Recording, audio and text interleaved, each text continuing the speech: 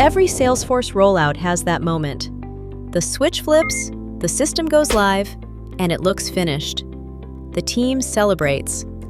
On paper, the project is done. 6 months later, the picture is different. Duplicate records pile up. People quietly drift back to spreadsheets. The support queue fills with noise. 2 reports on the same number disagree. Technically, it launched, but in practice, it barely started. Here's the thing. Implementations rarely fail on the technology. They fail on what's holding the platform up. And at Go Live, that's often nothing. The first support is clean data. Before anything enters Salesforce, it should pass one gate. Clean it, dedupe it, and map it first. So what lands is something you can trust. The second is adoption. A system is only worth what people actually use.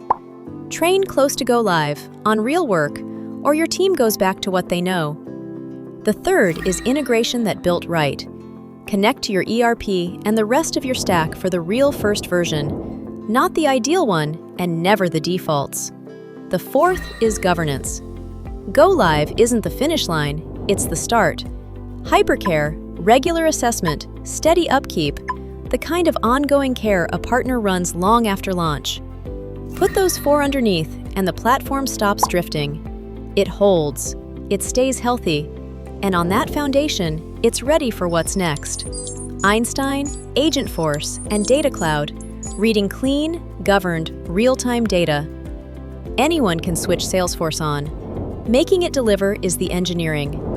Minuscule Technologies has delivered 75-plus implementations since 2014 across manufacturing, BFSI, IT services, and higher education, end-to-end, from discovery to hypercare.